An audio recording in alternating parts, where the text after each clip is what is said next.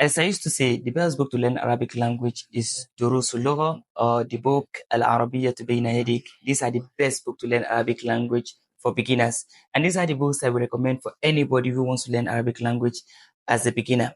But the question is, after reading Durusul Lugha Al-Arabiyah, after studying Al-Arabiyah bayna yadayk, what is the next book to study? Assalamu alaikum wa rahmatullahi wa barakatuh. My name is Amanullah and you are welcome to my channel. Today we'll be discussing the next book to study, or what is the next step after learning Durus Lugat al-Arabiyah or al-Arabiyatu bayna yadayk. Yeah, as I've mentioned, Arabiyah bayna yadayk and Durus Lugat al-Arabiyah are the best book for anyone who wants to learn Arabic language. Then the big question is, after studying Arabiyah bayna yadayk, after completing the part 1 to 3 of Durus Lugat al-Arabiyah or part 1 to 3, 4 of Durus Lugat al-Arabiyah, what is the next step? What is the next thing to learn? You need to understand that Durus Lugat al-Arabiyah is a book that focuses on conversation in Arabic language, and also the usage of words and grammar in Arabic language. The same thing with Al-Arabiyah to bayna. After finishing these books, the next thing is to read a book in syntax, that is Nahu. So you can read Al-Ajrumiyya.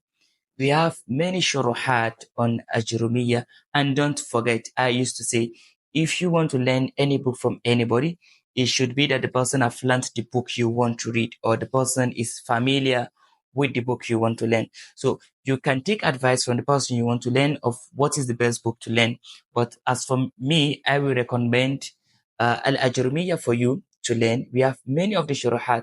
We have Al-Mumti', we have another Sharh of Sheikh Salih Al-Uthaymin. We have many other shuruhat on Ajrumiyya. Also, you can also learn the book An-Nahwu Tatbiqi for Khalid Abdul Aziz. It's a very beautiful book in Nahwu. And the one I prefer over that is At-Tatbiq An-Nahwi for Dr. Abduhu Ar-Rajihi, because that one has a lot of things that you won't find in that of Nahwu Tatbiqi. But Nahwu Tatbiqi focus more on i'rab, the application of i'rab, while At-Tatbiq An-Nahwi of Dr. Abduhu Ar-Rajihi focus more on how to use grammar in our day-to-day conversation, which in English we call use of English. You can also call it use of Arabic. And that is the meaning of An-Nahwu Tatbiqi. So after Durus Lugat al-Arabiyah, you can learn Ajrumiyya of any of the shuruhat explanation, then Nahwu Tatbiqi or At-Tatbiq An-Nahwi, because it will help you to navigate the problem of learning grammar and finding it difficult to apply the grammar rules in our day-to-day conversation while speaking Arabic language. Then you should learn a book in Sarf. We have different book in Sarf, and I will recommend a Sarf al-Kafi. A Sarf al-Kafi is a comprehensive book in Sarf, and it's more easier for beginner to assimilate, to understand this book, because the examples are from ayat of Quran, ahadith of the Prophet sallallahu alaihi wasallam, and also some poetic words, ash'ar, and some other Arabic texts that we understand better, and they'll be more easier for you to learn. There are many other books in Sarf that you can also learn, but I will recommend a Sarf al-Kafi. Then also you need to also learn al-Balagha. Balagha have a lot of benefits, because the Balagha is divided into 3. We have Ilm al-Badi', we have Ilm al-Ma'ani, and we have Ilm al-Bayan. Ilm al-Bayan teaches you how to express yourself, how to explain things for people. That's why you'll be learning Tashbih, simile, how to bring things closer to people to understand. Something you are thinking in your mind, how to picture it in the mind of the person you are speaking to. That's what you are going to learn in Ilm al-Bayan. And Ilm al-Ma'ani focus more on giving meaning to what you are saying, and Ilm al-Badi focus more on beautifying your conversation, that is beautifying your speech.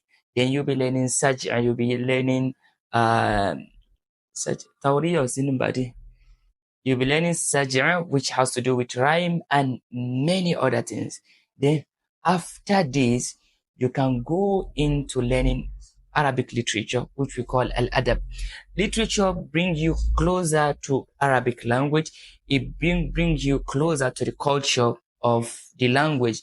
To understand any language or to be able to express yourself in speaking any language, you have to learn the culture of the people.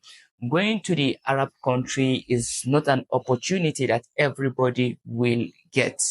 Some of people have the opportunity to travel to the Arabian country, to Saudi, to Misra, to many of these countries, and they live with the people. They understand the language better. They know how they use their words.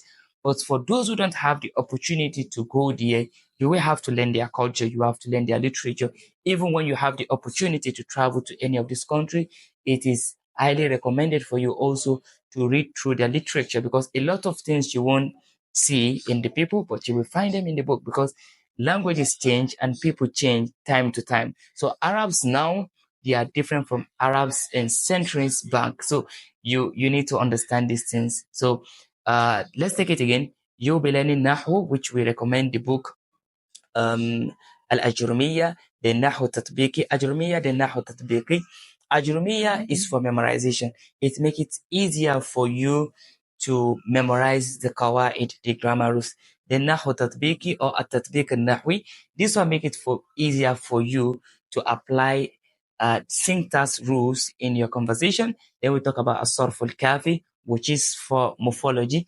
Then we talk about Al-Kafi fil Balago. That's the book I will recommend for Balago. I won't recommend Al-Balagatu al-Wadiha because of the examples. Balagatu al-Wadiha is not for a beginner. So Al-Kafi fil Balago is what I will recommend in Arabic rhetoric for you. Then we talk about literature, Al-Adab al-Arabi, which I will recommend the book Al-Mufassal fi Tarikh al-Adab al-Arabi. This are the next step for you to know or to take after learning دروس اللغة العربية or العربية بين يديك. Then you have other books, other steps to cover while learning Arabic language. We're talking about usul al-nahwi, we're talking about fiqh al-lugha and other fields of Arabic language. This is just my recommendation. Another person can have a better recommendation. Another person can have other recommendations which you can also take for them. But from me, this is what I have. Wassalamu alaikum.